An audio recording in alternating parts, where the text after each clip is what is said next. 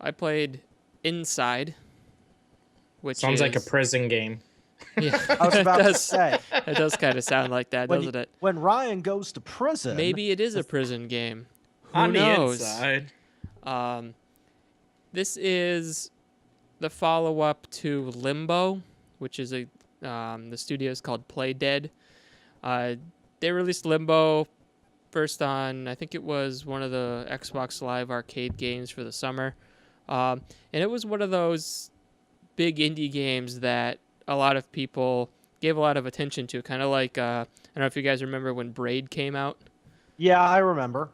It was kind of like that. It was like, And I remember Limbo as well, Ryan. It's the sequel to this game, which is what I read. yeah, it's not a sequel, really. It's more of just like, it's in the same vein, like the gameplay style and stuff.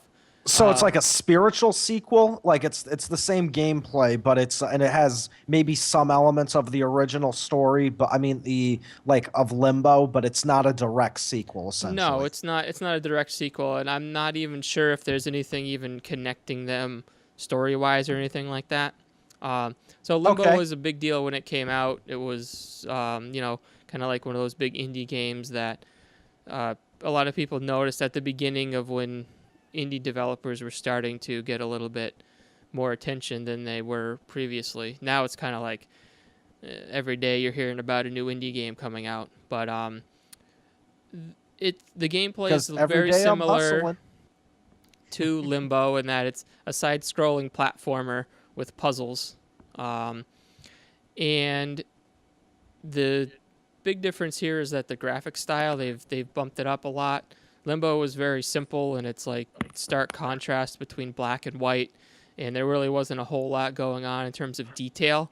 Whereas this game is kind of leaning a lot more into that, a lot more away from that. It's they've got full 3D environments where you can see things going on in the background, and they do a lot with lighting, and it's a very moody game. Like playing it, you get this sense of like it's almost like a horror game in a lot of ways. Ryan, one thing I wanted to bring up, based on your points, I thought the original Limbo game did have also something to do with lighting as well. I might be mistaken, however. Well, yeah, it's like the graphic style to Limbo was basically black and white. Yes. You were the foreground was black and the background was white, and it's just a very stark contrast. And I think there was some lighting going on with some of the objects and stuff like that. But these games, both of them, are all about like environmental storytelling. There's no dialogue or anything like that. Right. The story's all told through what you're seeing on screen, and some of the images that they create is pretty startling. There's like mind control and like zombification of people, like Uh-huh. throughout Inside. There's like these marching lines of people that appear to be mindless, and you're this child that's exploring this world, and you're not really sure if you're trying to run away from somebody or run towards something, but you seem to be unaffected by this weird mind control thing that's going on. And I don't want to get too much into where the story goes, because that's kind of like the whole point of playing the game, exploring this world and finding the mysteries and things like that. But I just want to talk about like the graphics for one thing, which I think do an awesome job of setting the scene, so to speak. It's a minimalist art style, so there isn't a whole lot of fancy effects going on or anything like that, but everything there is like you're meant to pay attention to it. That makes sense. Yeah, Uh, it doesn't. No, Ryan, it makes sense for what you're saying. Again, like you said, the game uses depends on visual concepts. More concepts doesn't use any spoken word, and it depends on that to tell a full story. yeah, And what's even more which is great, Ryan, is that Limbo did receive the first one received critical acclaim. This one actually seems to be an improvement from Limbo. In fact, I've heard this one has gotten as good reviews, if not better, and they characterize that they've improved the graphics, they've improved the gameplay, and that they've actually made a superior follow up from Limbo. Do you think that's accurate? Um, I mean, yeah, it definitely looks better, the graphics and everything like that. But I found it to be a little bit too similar to Limbo. Like they played it a little bit too safe, in my Okay. opinion.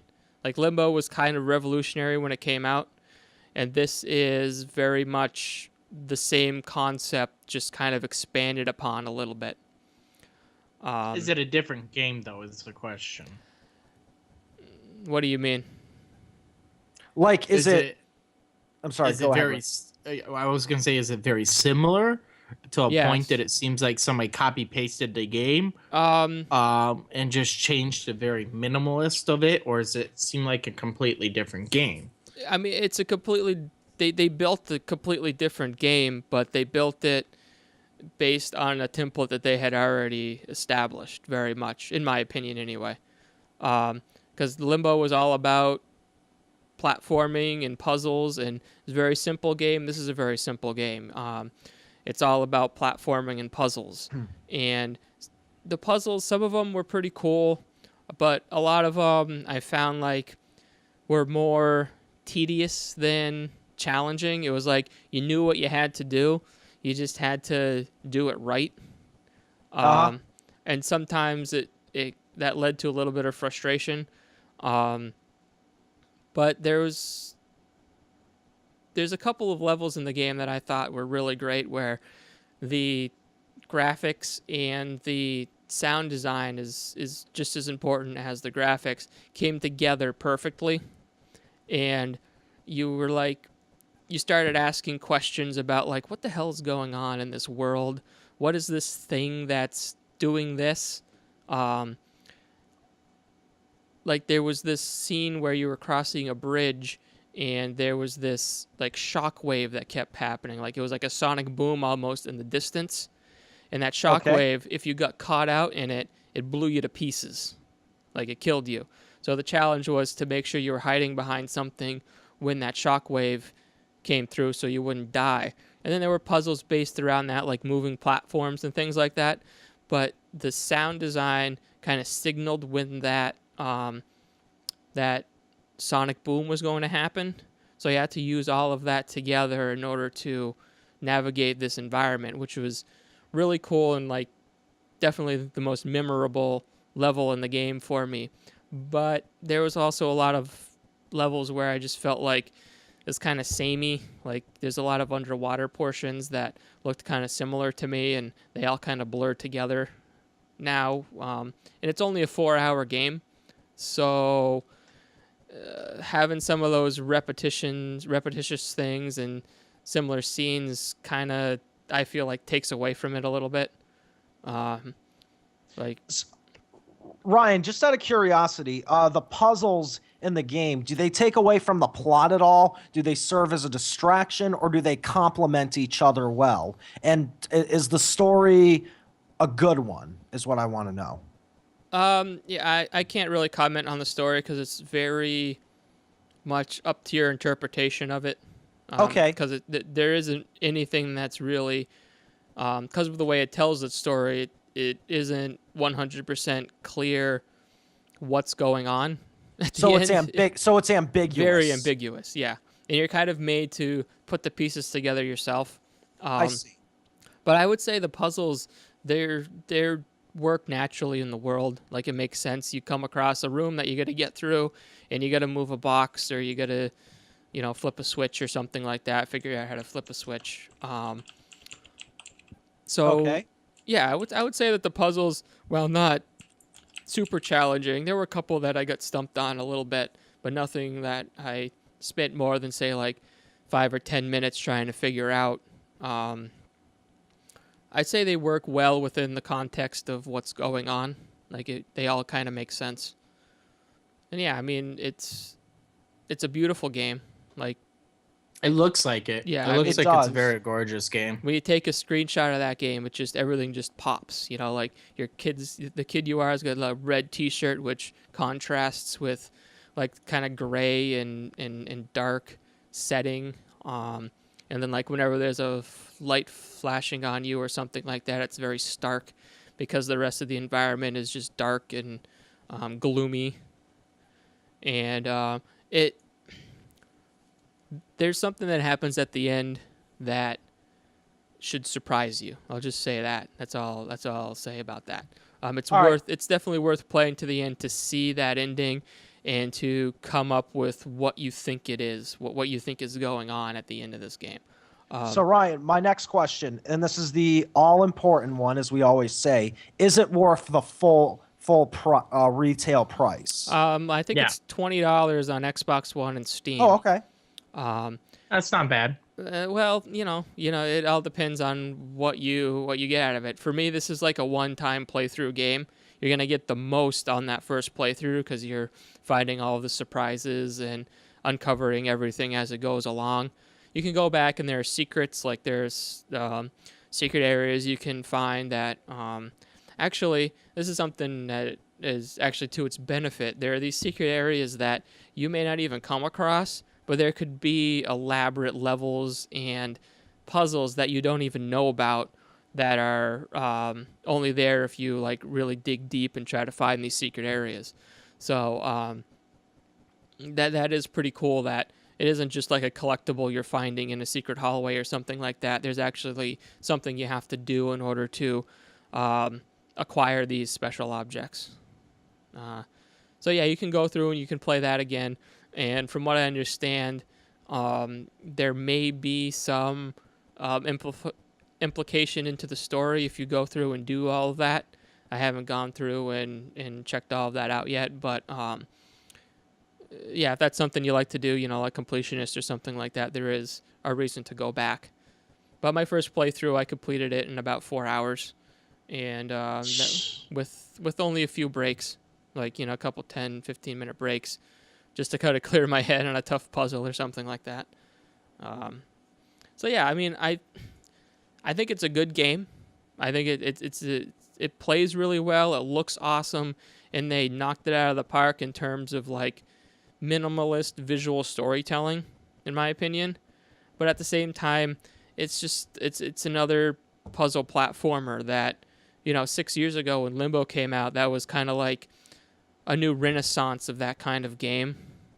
And today it's like every other indie game that's coming out is a side-scrolling platformer. So it's just not as impactful as it was back then. But at the same time, it's really not that bad of a game. Okay. I think that if you like those kinds of games and you like some weird story, you should definitely go check it out because $20 really isn't that bad. No, it's not.